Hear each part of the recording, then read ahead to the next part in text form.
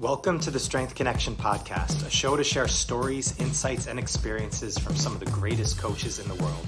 I'm Michael Kurkowski, so grateful for you joining me today. And if you like this episode, please like, share, and subscribe to support the show. All right, let's dive in. Here we go. All right, and we are live. Welcome to the show, everybody. Jim Laird, thanks so much for joining me today. Welcome. You're welcome. It's a pleasure to be here. Yeah, it's a really honor to have you on the show with the experience that you have in so many different realms in this world of health and fitness of stuff. I'm really excited to hear more about your journey, really your insights in here. So again, just super grateful to have you. Appreciate it. You're welcome. My pleasure. Yeah. So, you've been coaching since, late 90s in here, 97, a lot of different realms of the world. How did this all get started for you? I always like to hear the backstory of how people really eventually got into coaching. How did this journey all really kind of start for you? Well, it really started really young. I always liked teaching. And from a young age, I just had this kind of knack. I remember when I was in elementary school, middle school, junior high, they call it in Canada, I would help some of the younger kids that were really having a hard time. And for whatever reason, I just had a way of being patient and explaining things to them or helping them with reading or make things simple. And I just really got a lot of joy out of teaching. So I had this really interesting mentor. He was a male elementary school teacher who was a really, really cool dude. He was the phys ed teacher. I was in a split class, which is like I think it was grade 4-6 split. And he really, really inspired me. Like he put the fear of God in people, which is much needed in schools, particularly now. But in what way? He just commanded respect, and he had a temper. He only lost his temper every once in a while, but people didn't screw around in his class. Like he called people out. He didn't put up any bullshit. We ran, we had, Canada Fitness, they called it. He took us out and we played games all the time. He ran the Canada Fitness test with us. He competed with us, against us. He was great. We did every sport imaginable, from squash to racquetball to everything you could imagine, badminton. And he kind of inspired me to want to get into teaching. And the whole time I was kind of this blocky, stocky kid who got into sports to manage a not so good home life.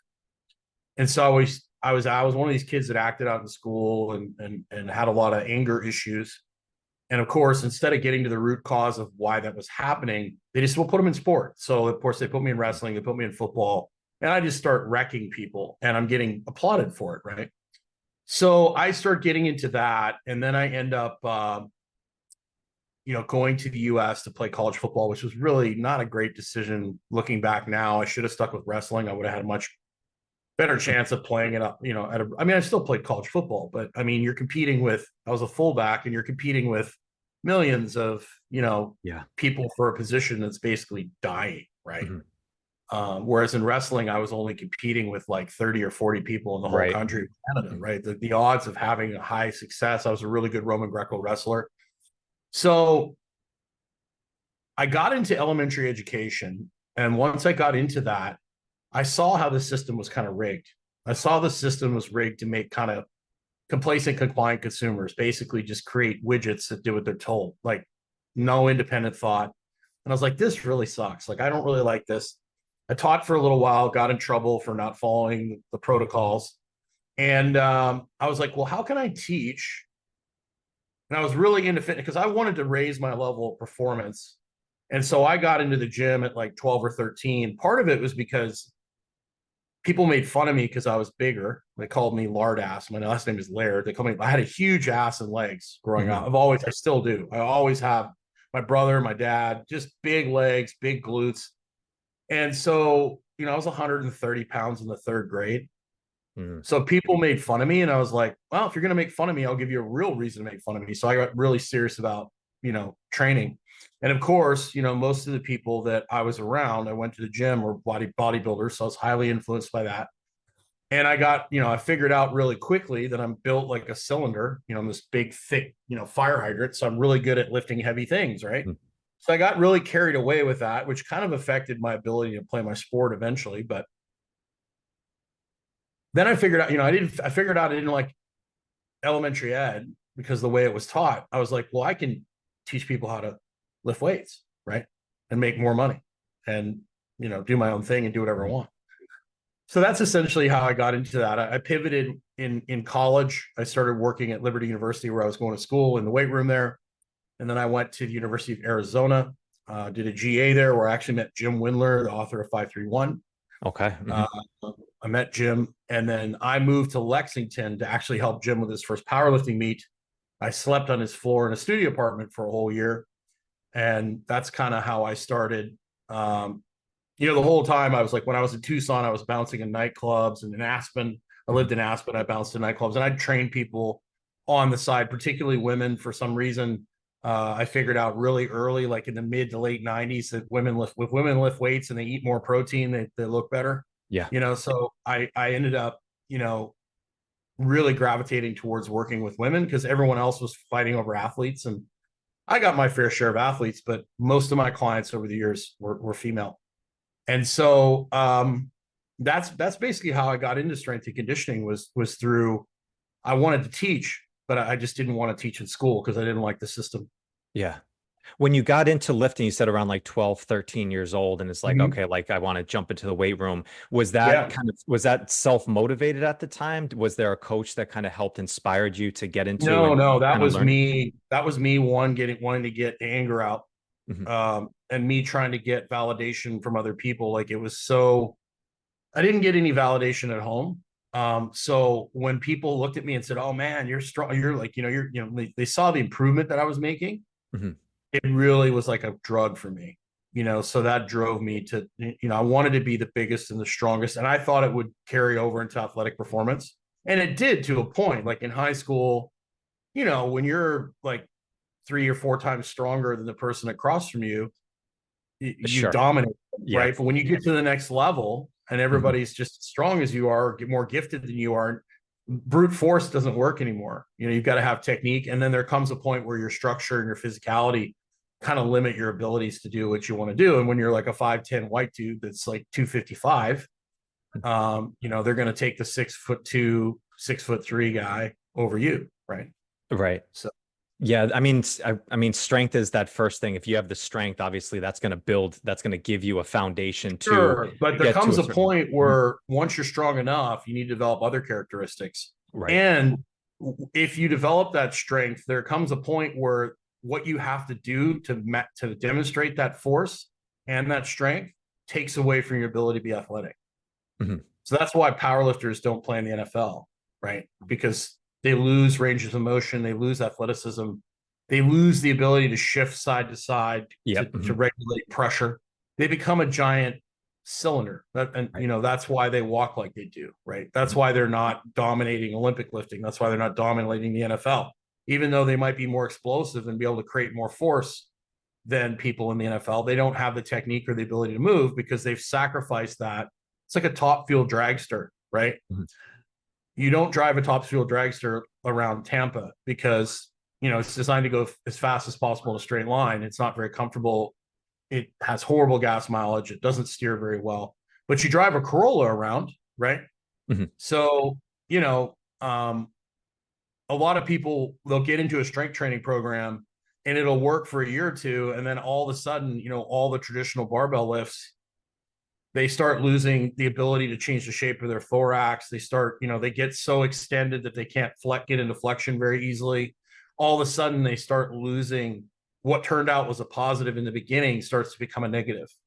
And then we have to restore some movement variability. We have to make sure that they have enough movement options so that they don't hurt themselves or it doesn't affect. Like I joke, I'll have football coaches come to me, come look at their high school team. They're like, I don't understand it. My kids can't play low. They can't sink into a good position. And I go, okay, let's go watch you in the weight room. Well, they're squatting really hard with a hard arch. They're doing chin ups with a hard arch. They're benching with a hard arch. All the rows are done with a hard arch.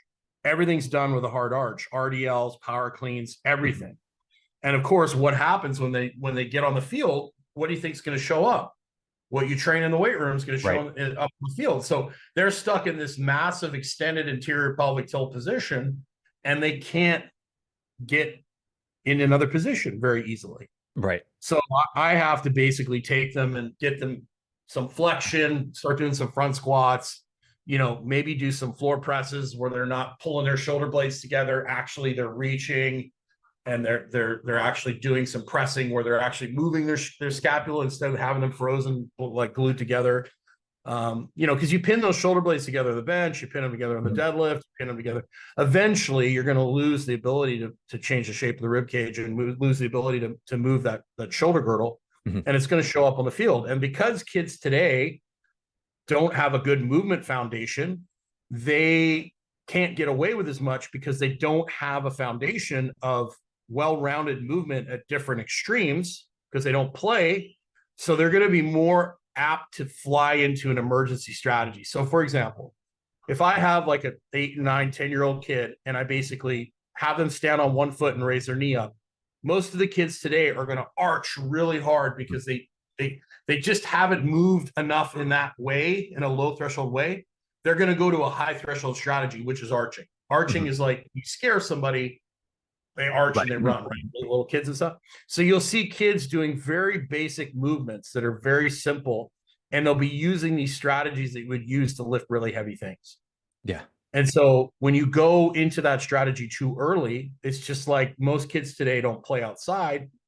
So they don't ride bikes for hours. They don't have that low level cardiovascular activity. And then when they go to practice, they're being supervised, they're being coached. There's drills constantly. So they're always in this like really high threshold state because they're constantly being supervised. They're constantly being pushed. They don't get that low level activity to build the aerobic base. I've seen kids with over 100 resting heart rate at 12, 13, 14. And the parents are like, they're not in shape. And then I say, well, we've got to bring up their basic low level fitness. Right. And we start doing bear crawls and we start doing like turtles. We're rolling around on the mat, grabbing the knees, rocking. We're doing carries. We're pushing sleds. And the parents will be like, how come they're not throwing up? How come they're not like, they're not tired? And I'm like, because we're trying to get their heart rate down so they can relax. It's like these kids are running at 5,000 RPM all day and they don't have anywhere to go. Right. So I'm trying to get them to bring that heart rate down so they actually have somewhere to go. And it usually takes 4 to 6 weeks. And all of a sudden they're like, oh man, he's got so much more energy. He's playing better. He can drop his level. He can do all these things. And people just think like, well, my kid's out of shape. We need more sprints. We need more intensity. But a lot of times they're missing that low level manual labor type activity.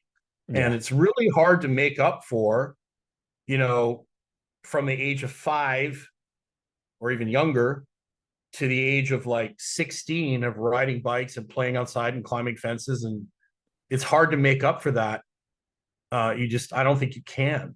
And that's why we're seeing a much higher skill level, but we're seeing an amazing level of injury and burnout like we've never seen before. But because in the US we have such a vast genetic variety and number of people, it's just next man up, right? Yeah. So whereas in Europe they don't have stuff like that, so they have to be a little more like their athletic development program in Canada and Europe, in Eastern Europe, that has to be more well-rounded and smarter.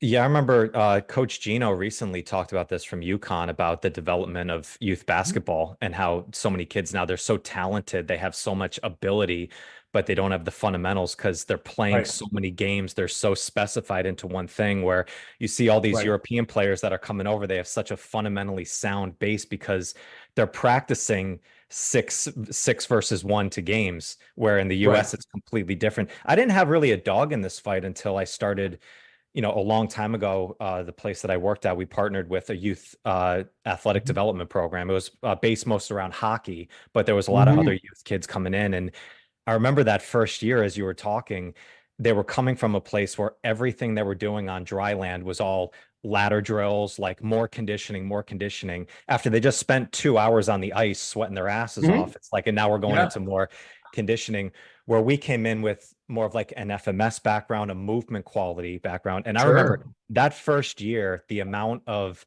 arguments and debates that I was having with parents about the same thing. Why aren't you pushing them in here? Like, why are they, they have a dowel over their head focusing on like an overhead squat. They're going bear crawls on the Right. ground. Like, why aren't they like coming out of here like a bloody mess? And it was the same on repeat over and over again of like, we need to build up their foundation. We need to get them actually moving well. And I didn't realize how much specificity there was at such a young age with these Yeah. club programs where kids at age 6, 7 are already doing one sport year round without going. Yeah. When we grew up, I mean, I'm 40 now. Like I just remember like early on, we had baseball season, we had basketball season, we had summertime where we just played and we just did shit all the time. We weren't thinking of it as like, oh, we're becoming well-rounded athletes. We were just out there just having fun, just being kids. But I don't know when that shifted so much about like everything that was so specified. I don't know if there's a competitive thought in people's heads or if it's just more people trying to make dough on. Yeah, that's money. It's money.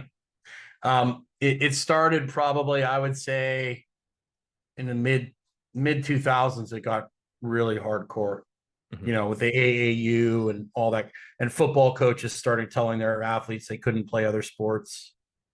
The football players weren't allowed to play basketball. I tell you what, I coaches come to me all the time. They're like, "What should I do? Take your offensive and defensive line, put them in wrestling, get them out of the weight room." Most of the injuries that I've dealt with kids have come from the weight room, pushing kids too hard, too soon, too quickly. Right? Put your offensive, defensive line in wrestling. Have your skill position players play basketball. Maybe some of them run track, and that's what I would do. Do some explosive med ball work, do some manual labor, do some drag sleds, do some carries, bear crawls, things like that. And I guarantee you would absolutely dominate people. Yeah. Yeah. I remember I think it was early in like the mid 2000s when there was that article about the PGA and the golf was coming up because all the South Koreans were coming up and they were so dominant at early ages, these prodigies that were coming up because it was like hit a million balls. All they were doing was hitting balls over. Well, and guess what they do in South Korea and Asia? They make them hit both directions. Now they do. I think before also, they saw so many injuries that were coming up. They do that, and they also are playing ping pong, and they're all they have a well-rounded. Most of the countries in the world have a well-rounded physical education program, and they understand the importance of phys ed in learning. Like that's how you develop your brain. Your brain is developed through movement, right? And we've taken that away from kids here in the United States. Like we don't let them move. We put them in a desk all day. Yeah. So that's a big, like when you go to Japan or China, they all go outside together and they do things. Like there was a video of a Chinese like kindergarten class and they were just doing all sorts of stuff, phys ed stuff. A lot of it, a lot of jump rope and there was a lot of drills. There wasn't a lot of free play, but it was all athletic, low level stuff that should be like, I remember I have kids come in like, how many of you kids can do a cartwheel? When I was growing up, everybody could do a cartwheel because guess what? We all took gymnastics and phys ed. That was part of phys ed. Like swimming was part of phys ed. Like I'm not a great swimmer, but I can at least, not drown. Right. And, you take the kids today. Okay. How many can do a cartwheel? How many can do a headstand? How many can do a somersault? Like I've seen kids that are 11, 12 that can't do a somersault. That's so crazy. It's nuts. And so what's happening is we're adding with Instagram and the internet, there's more complexity, more intensity, and the population is going here and the training is going here, right? And so Windler told me years ago, be the best beginner coach possible because most people are never going to become beginner intermediate. They don't have the time nor the dedication to take it to the next level. And even the people that are advanced, the advanced people are really, really good at the fundamentals and really good at the basics and are genetically gifted. Right. And very few of them are using any kind of trickery. Like Michael Jordan said, like, they're like, what do you do to do all the fancy stuff? And he's like, I just get really good at the fundamentals. I'm really good at the basics.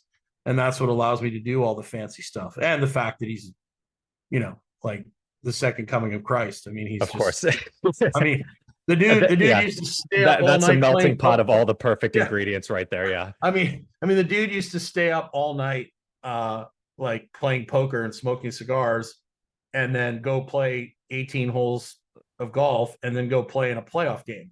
Yeah. And Like drop I 40. mean, Yeah. I dropped 40. Like Yeah. it's just not fair, Yeah. you know? Well, it is. And I mean, I think, and we always look at these outlier situations like, oh, like these are the thing. And you have to just take into account there's some special things that are going on over there. I remember one of my favorite stories was with Sidney Crosby in Canada when there was a local high school kid who was just playing on a pond. And all of a sudden, this guy comes up and is like, hey, do you mind if I skate over here? And he looks over and it's Sidney Crosby from Pittsburgh Penguins. And he's like, Yeah. yeah, sure, Sid, you can come out and do your things. And he was just home, I guess, for the area. And this kid just stood to the side, just marveling at, Sidney Crosby's right in front of me. And he proceeded to do like 90 minutes of the most rudimentary, fundamental skating drills of just getting on his edges side to side, 1 foot at a time. Yeah. Things you learn at 6, 8 years old, with the hockey hut, like just going over. This is a guy who's already been an MVP and a Stanley Cup champion, just going over the fundamentals over and over. And I think I wonder always this question of, if we just as a culture take health and fitness to this uber serious level of like everything is so like we need to have the most optimal way, like we need to always find the best way to do things, and we lose sight of that fact of just going out and just doing things like play, like just like kind of enjoying a process, just doing the fundamentals. And I remember, a while ago, Dan John, I was doing a workshop with him, and I was a young coach at this time and I had a young pitcher, and I was like, what can I do to make this guy the best pitcher ever? And he's like, teach him how to tumble.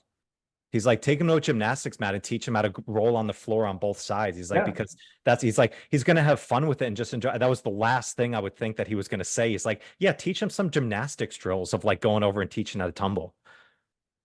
Well, guess what? That in itself, the tumbling and the rolling around on the floor helps manage his inability over time as a pitcher. He's going to lose the ability to manage his pressure. Mm-hmm. Right. And so he's going to enhance an asymmetry he already has. And by shifting and rolling around, that's why the foam roller is so great. It's not necessarily that it breaks up scar tissue or anything like that, it doesn't do that. Mm-hmm. But just rolling around on the floor in weird ways is so therapeutic. I call the floor the great teacher and the great healer, because that's where we learned how to walk. Mm-hmm. Babies roll around on the floor, they play with their feet, they roll over, they get into kind of a Turkish get up, and they get up and they fall on their face and they do it again until they can walk. They learn how to manage that big melon, right? I think because humans are always looking for the easy way out, right? And that's just kind of in our nature. It's one of the reasons we're here, because we're not, our mitochondria density is in our brain, not in our muscles, or we'd be a gorilla, right? So we're looking for the more efficient way to do things. The problem is we're the only animal on the earth that can actually cheat nature. And the problem is we're starting to cheat her so much that we're paying the price for it now. Okay. So all of the things that are fundamental for health, like get outside, walk 3 times a day, eat a protein at every meal. This is our 5 fundamental habits that Dr. Stillman and I use in our practice. Drink high quality water, get the lights off at night, have social connection. Mm-hmm. So the first one, because our modern world, you can basically stay up way too late and you can live inside in air conditioning. People don't go outside. They've been disconnected from the sun, disconnected from nature, disconnected from their circadian rhythms. And that in itself is a huge problem, right? And then, because we have all this processed food, we don't make our own food. We aren't hunting our own animals. We aren't growing our own food. We're eating this ultra processed food. So even like in the 1970s, most people spent most of their day outside. Most people were on farms. Like you look at pictures from Woodstock, you look at pictures from the beach in the 50s, 60s, 70s, there wasn't any obese people. There was no gyms back then either. Most of the gyms were like, fringe. There was bodybuilding but there was no, like maybe 1 or 2 gyms in a town. Now we've got a gym on every corner and everybody's overweight, right? We have more gyms ever than we've got more obese people than ever. So the lifestyle, even in the 1970s, people went to the beach, people were outside, they weren't scared of the sun. They mowed their grass, they built things, they did low-level manual labor all the time.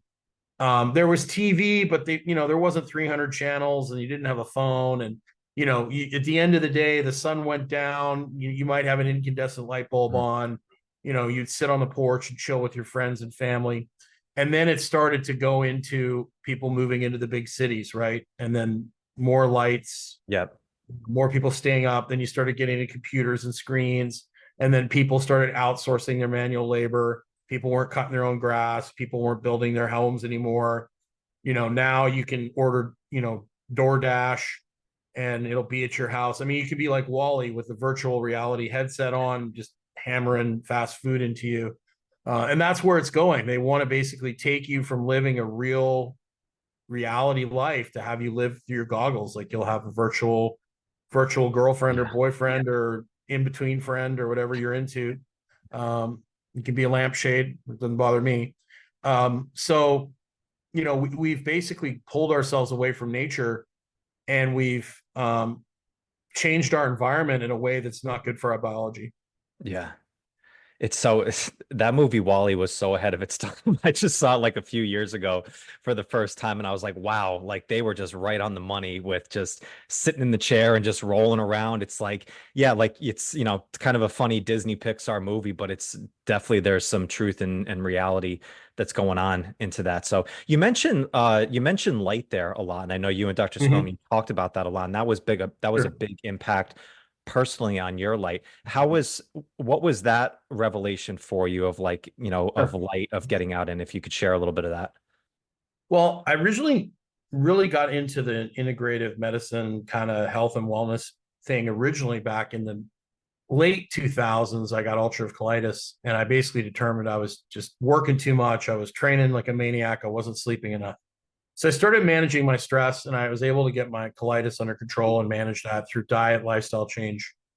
But then in the mid 2000s, I had opened a gym with my business partner, Molly Galbraith at the time. She runs Girls Gone Strong now. Yeah. We had a gym, and we were actually doing our second seminar, and I had a girl I was seeing at the time. She's like, you work in a gym, your feet are sweaty, and being in a gym all day in tennis shoes is not conducive to having great feet, right? And so she's like, your feet are gross. You need to get a pedicure, or we're not going to be close friends anymore, if you know what I mean. So I complied. And like 4 days later, I'm in the emergency room. They're preparing to have my right leg amputated because I had a massive staph infection. Yeah. Okay. So we were able to get it under control. Luckily it was just staph. It wasn't MRSA. They were able to get it under control with antibiotics. And they told me, they're like, hey, you're going to have to wash your body down with this toxic crap. You're going to have to take, oral antibiotics for the rest of your life, which I didn't want to do because I'd already had colitis. My digestive system was already compromised. I didn't want to make it any worse. And sure enough, that, they said it would come back multiple times a year, and it would come back as like, you kind of feel icky, but you got no like respiratory symptoms. And all of a sudden you get this fever out of nowhere, and that's what you'd go septic, whole body sepsis, right? Not just like not cellulitis, right? Because every time you take a round of antibiotics, it kills most things off, but there's still a little bit of that infection floating around in you. And it gets a little stronger with every antibiotic dose, right? So every time you have a flare up, it gets worse. So after about 2 years of 2 to 3 of these a year, and it would be like, I'm in the gym, I'm training, and I start feeling kind of goofy, and I'd be like, tell the staff, I'm like, I'm going to the emergency room. By the time I got to the emergency room, I'd be running 103, 104, sometimes 105 fever. And so I was running out of options. I was running out of antibiotics. I'd been on vancomycin. I'd been on all sorts of crazy stuff. And I ran into a guy named Dr. Jack Cruz, very controversial guy, a neurosurgeon. I ran into him at a Paleo FX, and he pissed everybody off because he was like, if you eat a banana in December in New York, you're a dumbass, right? So he pissed everybody off, right? I was like, yeah. So I was like, I want to talk to this guy. That's my dude right there. I'm like, this is the kind of guy I need to get to know. So I started talking with him. I joined his member group. That's actually how I met Dr. Stillman, actually. And so I started talking and interacting with him, and he's like, okay, so I told him about what I had going on. He's like, what do you do for a living? I was like, I'm a strength and conditioning coach. Well, tell me about your day. It's like, I get up at 5 a.m. I train people to about 8 or 9 at night. He's like, when's the last time you seen a sunrise? I was like, sunrise. We're like, maybe when I go fishing, but I wear like sunglasses. And he's like, the sun runs your immune system. Are you aware of that? I was like, no. He's like, dude, you've got to get out in the morning and see every sunrise. You've got to spend more time in the sun. As you can see, I'm Scottish, but I got a pretty good tan. He's like, you need to build your solar callus. You need to get outside. So I literally canceled all my morning. I didn't start my day till 10. So I spent my entire morning outdoors. And I started taking sun breaks. I changed some of the lighting in my gym. I opened the doors more, and I haven't had an infection since. And I try to live as much of my life under natural sunlight. Like I have an outdoor kitchen here. I turn on a red light at night instead of the regular lights. And it's easy here in Nicaragua because there's not a lot of fake lights, but like I take that very, very seriously, and it saved my life. So, I take my circadian rhythm very, very seriously. And it was at that point I was like, I'm really doing these people a disservice, because the sun runs your immune system. It regulates your blood sugar. It regulates blood pressure, all these things. And I've got these people who want to lose weight, who want to improve their health. They're spending 8 to 10 hours a day inside, and then I'm bringing them inside again. So I was like, I need to figure out a way where I can create something where I get people outside more. I use the gym as a platform to encourage people to get outside, right? Yeah. So that's when I started looking at different places in Florida and looking around to see, opening an outdoor gym somewhere. But, we're still in the process of that. But just bringing awareness to people, and even 3 10-minute walks outside, the stand efforting thing makes a huge difference with people. But people just don't understand how powerful light is. Like, light literally drives all of nature. Like when animals breed, when flowers bloom, all the things, right? Mm-hmm. So more people need to get more light in their life. Yeah.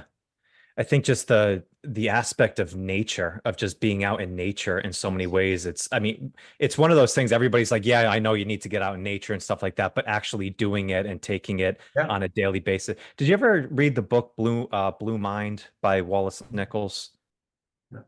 Fascinating book. It's really about our connection with water, and how people on islands and stuff, like just mentally, they're much more calm. They're much more and it's just it goes a lot into the mentality, but brings really the biological aspects of it into it. And he talks about this one. I've brought it up numerous times before, but about gazing out into longer distances. Like you can be the most stressed out person in the world, like that just like you can be like the most stressed out, high tense person that can still sit down and just gaze out into the ocean and be perfectly content. It's like the same thing with going on a hike. It's sometimes the only things where we actually do completely just disconnect, and we're okay in that time. And people think, oh, it's just really nice, I should do this more often. It's like, no, there's a lot of biological shit that's going on in there. And what you mentioned there, it's something I think we don't talk about as coaches as much, is that circadian rhythm, like just getting that started. Like the evening time starts in the morning, of just getting yourself on that great spot. I think we talk so much about biohacks and about specialty programs and eat this, not that, and this exercise is better than this one.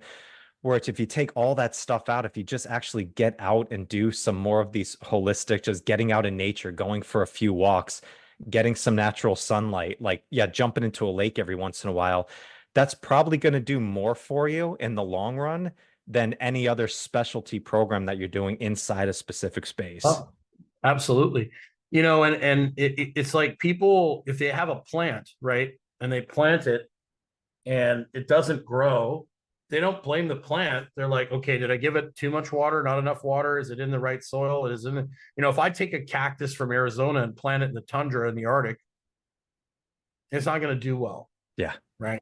If I take a saber tooth, if I take one of the jaguars from down here and move it up to like northern Alberta, it's not going to do very well. And then if I take one of the bison from northern Alberta, or a polar bear, and bring it down here and put it on the equator, it's not going to do well. So, we're taking this human organism that's evolved or whatever you believe, and we've created this fake environment for it. And we've gotten so disconnected from nature.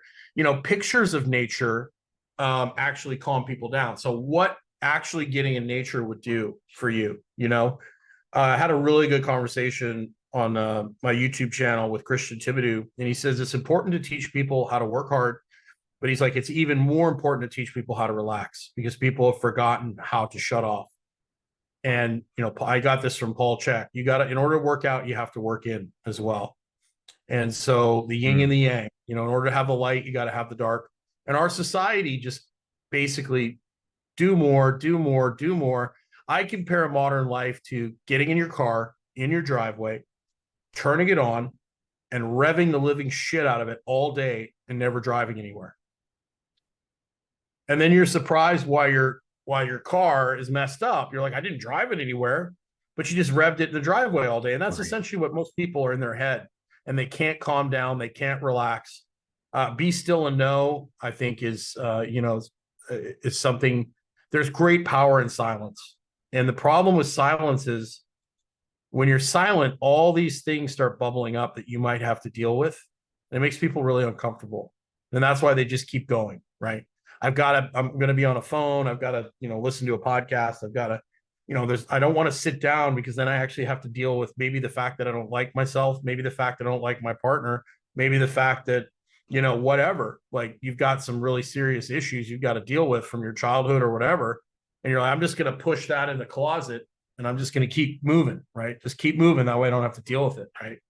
And so it's kind of like not paying that credit card. I'm just going to pay the minimum, right? Mm-hmm. And then eventually you get smoked, right? Yeah. So what do you practice, like specific times of silence, like in your day? Like, is there specific things that you do where you try and, keep it as silent as possible? Well, the one thing that I do that's very practical and I try to get people's respiratory rates down some, particularly with people like us that talk a lot, coach, teachers, the tongue in the roof of the mouth and slow your breathing down as much as you can. Breathe as little as possible through your nose. When I'm driving the car, I'm driving my motorcycle, I'm, out in public. After I get done this call, I'll take time, 5-10 minutes and sit quietly with my eyes closed, breathing through my nose. I try to be very cognitive of the fact that, if I'm doing group coaching calls and things like that, I need to take 5 to 10 minutes to relax and wind down after that, right? To shut that off. And so same with training. One of the best things I do with kids is at the end of their training session, just put them in crocodile breathing, just put them on the ground and just tell them to, the parents will be like, what are you doing? Like get them to wind down and like learn how to relax. Cause a lot of them just don't know how to, right? Mm-hmm. So I started with, when I got colitis, I was so wound up. I used to sit and hammer my leg up and down like crazy. I started with literally binaural beats programs, and I'd have to sit for like 30 seconds and try and just sit calmly and quietly. And then I started doing a meditation by a guy named Roy Masters. It's called Be Still and Know. And it's like a 5-minute meditation that basically just walks you through like one finger at a time. It's a really simple meditation. I started with that. And I started integrating float tank. And I'd say it took me about a year to learn how to sit quietly and calmly without my mind going crazy. A big part of it was learning how to observe. So when I had thoughts in my head that would come into my head and just start, spinning in my head, I would just watch it. Yeah. And then when you'd watch it, it's kind of like when you drive by like a bad accident scene or you're in a scary movie, you watch the movie, you understand that you're an observer, you're not in it, right? That allows you to make better choices and better decisions as opposed to getting drawn into it, right? Mm-hmm. And so those are just some of the little tips that float tank really helped me a lot. Learn how to become silent and still and let go, Float tank is I've a couple personal experiences on very much both ends. I've had the one where I like freaked out and then the one where I really went into a much different, transcendence. But, it's interesting. I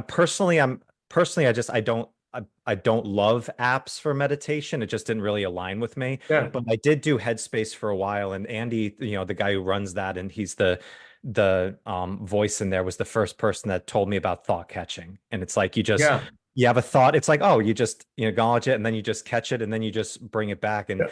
I think these times of meditation or even like, silence, you can call it silent prayer or even just sitting in silence, we naturally, I think maybe it's just our culture of this instant gratification. We think we should be able to clear our minds so quickly. And then all these thoughts aren't supposed to come in and we think there's something wrong, where you just said it took you really a good year to feel comfortable of sitting in that silence in there. I think just that practice of that 5-10 minutes at a clip just to work on Mhm. it a little bit. I remember during the pandemic times, when we were in our studio, we started doing kind of live stream classes with people. And I didn't even think this was a big thing, but before everybody grabbed their kettlebell and we started getting going, I would just put your hands behind your back, close your eyes, just take a few just slow, deep breaths through your nose, and would say, like, wherever you are, if you're in your living room or bedroom, it's not that anymore. It's your training studio. Like, just to Right. naturally just do that little shift. And then we just go about the workout. And the feedback that I got from people after a few weeks, just asking them how things going, they said that was one of the most favorite things that they did, is like, just because it got you away Mhm. from the hustle and bustle and stress, and even just a Yep. couple minutes just to stop and pause for yourself and reflect. It doesn't take that much. And I was like, oh, like maybe we're maybe we're onto something in there. Yeah, I would make my clients at the end of every training session, hang from the rings or hang from a bar or crocodile breathing or something like that for 1 minute. And they would tell me it changes their life. Mhm. And we just need more silence. We need more reflection, right? And our society is designed to take us the other direction on that. Always going, always rolling. I was working with a gentleman, very successful, big time company, multi-million dollar company, family. He's got a young family, even though he's 65. And we got him to start learning how to relax. And he said, I feel tired. And I'm like, no, that's because you're relaxed. Like, we're not supposed to feel like we're on Ritalin or coffee or nicotine all the time, Mhm. right? He was so used. He was on high doses of thyroid medication, and because people are like, I feel tired, instead of like changing their lifestyle or eating better food or adjusting their exercise program, they just start popping thyroid, right? And he was so used to being wired and feeling like he had 2 cups of coffee in him, he just couldn't relax because it didn't feel normal to him. And that's where things like neurofeedback and EMDR come in. Once your brain is used to being in a state of high rev, you actually need a little help to teach you how to, because what'll happen is your brain you'll start relaxing, and your brain's like, I don't like this.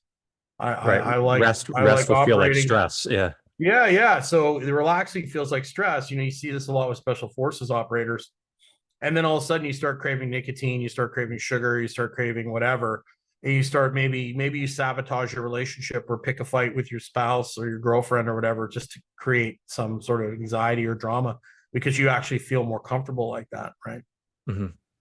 It's So interesting too, I think, with just those quick moments of just getting into those relaxation spaces and, just like we call it stress management, right? It's like, but it's mhm. just, sitting in silence.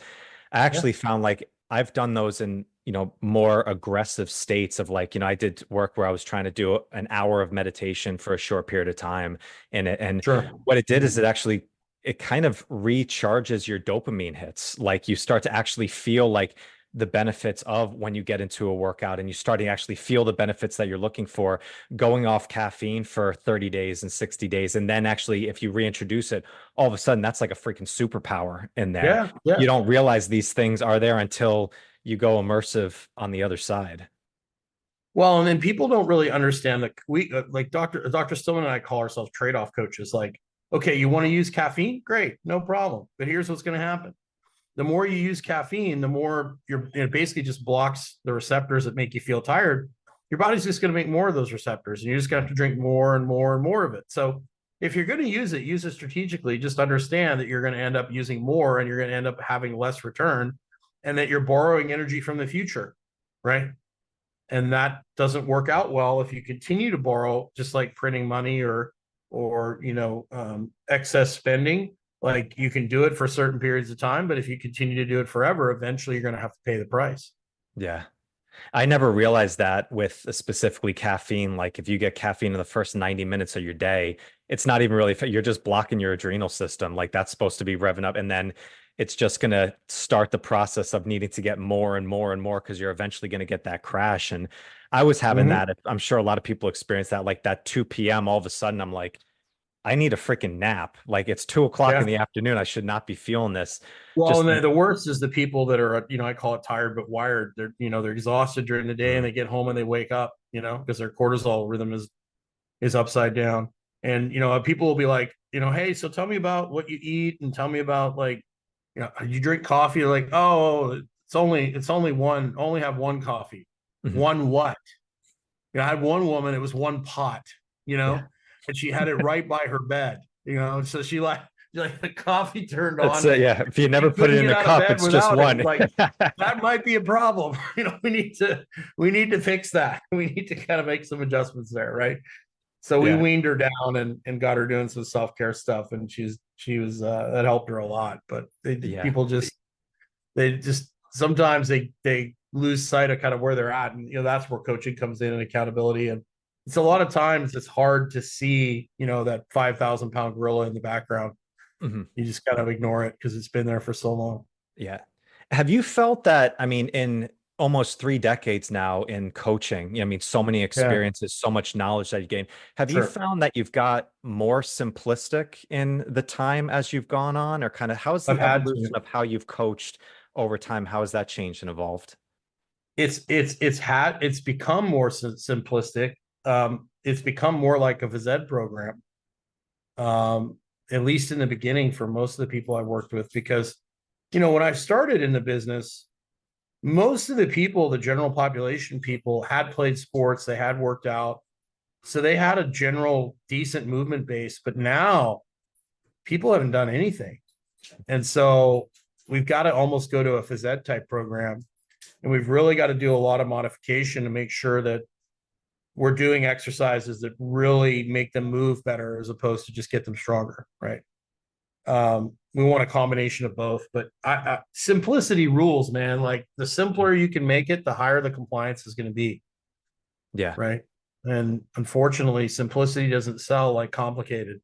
Yeah. Um, but a Well, lot of yeah. times when we get people, a lot of times they're on, HRT, they're on thyroid, they're on peptides, they're on supplements, and a lot of times we have to simplify things and be like, look, let's pull you off some of this stuff and get yourself in a better place. Then we can add some of it back in. But Yeah. they're just looking for a magic bullet. I'm tired, I'm going to take thyroid. I'm tired, I'm going to take nicotine. I'm tired, I'm going to take testosterone. Mhm. Instead of like, why are you tired? Like, why don't we work on like figuring out a way to like, maybe take a little bit of care of yourself, right? So a lot of Um, people don't think about that. They don't realize. I tell people all the time. I'm like, okay, you can do all that, but just realize you're going to crash your car instead of crashing it at 35 miles an hour. You're going to crash it at 90, right? yeah. I remember you had a great story, I think, when you talked to like a 17-year-old kid who was looking for performance enhancements at like Yeah, such a young yeah, age and stuff like yeah. yeah. What was that story? Because I love that story.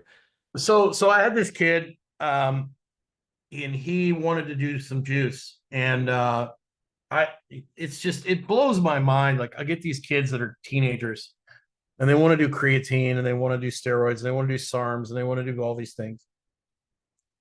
And they don't even eat breakfast. It's like, really? Like, you don't eat breakfast, you're not getting enough sleep. So this kid, I was like, man, you don't want to do that. So he started, I was like, I'm not getting you steroids. And so I heard through the grapevine, the gyms are really small.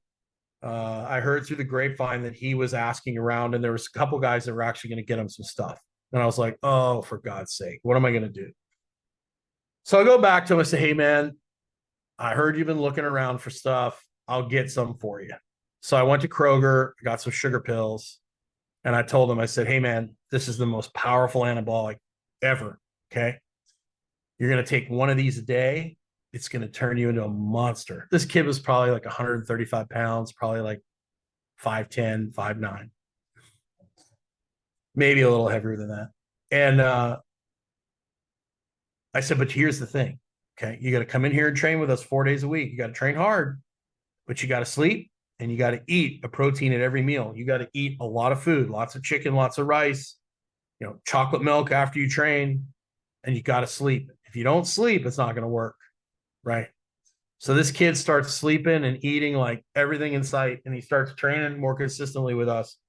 And in like 2.5, 3 months, he's like gone from like 135, 140, probably to 155, 60, 170, somewhere in there. His bench is like doubled. His squat has doubled. His deadlift has doubled. Everything is, and he's just like, and he's thickened up and he feels good. He looks powerful. And he comes to me, he goes, dude, I'm running out. What do I need to do? This stuff's amazing. And I was like, well, go to Kroger. I'll forward you halfway down. There's sugar pills. And he's like, no, really? I was like, yeah, dude, you didn't need steroids. You've got more testosterone now than you'll have for the rest of your life. You just needed to eat some food and rest. And even people that are older, they're so willing to jump down the SARMs or the creatine or whatever else. Like, build your found. Like I obviously did performance enhancing drugs, but I waited till I was in my mid-20s. I waited until I think I benched 450. I squatted 600 or 700, and I deadlifted like, I can't remember what my deadlift was, but I know I power cleaned 405 before I ever did any steroids. And I also wanted to make sure that I was done with all collegiate sports. I didn't want to have to deal with the drug. I mean, I got drug tested all the time because I was one of the stronger guys on the football team. Yeah. But I didn't want to have to deal with that. And I looked at it as cheating because, I'm competing against other guys that aren't using. But when I got into powerlifting, everybody was using. So I didn't look at it as cheating.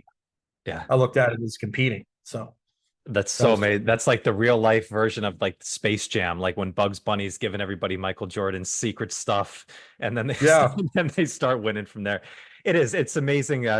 I mean, we all know and we've said it numerous times on this podcast, just how the basics just work over and over again. It's just being consistent, committing to the day is always the toughest point. So I think the more we have these conversations about it, hopefully the more we'll shift into into a better direction. But well, Jim, dude, I really appreciate you taking the time. I'm honored to speak with you. I love all the work that you've done over the time and following you. So I really appreciate you taking the time today. Oh, you're welcome. My pleasure. Yeah. So if people want to, follow you, kind of check out more of what you're doing, what's the best place that they can go and check you out? Well, they can go to Instagram, but I'm kind of in Instagram jail. They don't really push my stuff out too much because I say some things they don't like. I'm on YouTube. I'm trying to be more consistent about posting. Honestly, Stillman Wellness is the coaching practice. I also work with Leland Stillman on the medical side, Dr. Leland Stillman. So Stillman MD. So I basically started working with him like 1.5 years, 2 years ago, and I've brought coaching into the medical practice. And then we decided to start a coaching practice as well for the people that can't. He's licensed in Florida and New York. So the people that can't come and see him in person, we can work with them on the coaching side of things. Oh, very cool. Yeah. So we have the medical side, I help on that side, and then we have a coaching side. Then I help on both sides. So I run all the coaching programs, and after this, I've got a group call with some people in our medical program. And so we get on there and we listen to what people have to say. We help solve the problems. We give them strategies to help, we keep them accountable. Accountability is really the biggest thing, right? Yeah. 100. I mean, I trained dozens of people for 20 years. And most of the time I was talking to them about the exact same thing. Yeah. Are you getting outside? Are you making time for you? Are you eating a protein at every meal? No, my cousin Betty, her goldfish died, and I'm under a lot of stress, and I started drinking again, and so I stopped doing my walks, and I don't know 100, but well, Jim, so grateful for you. Thank you so much for taking the time. We'll get that in the show notes of Stillman Wellness, and I appreciate it. So listeners, thank you so much for listening. Go follow Jim. I'll check you guys on the next one. All right, peace. Thank you so much for joining me today. I hope you found some great value here. And if you like this episode, please drop a comment and leave us a 5-star rating and review. It does more to build the show than you can imagine. And do not forget to check out and join the Strength Connection Facebook group. In this group, I share the biggest takeaways and lessons from these amazing conversations, as well as training and strength tips for pursuing mastery and fulfillment in life.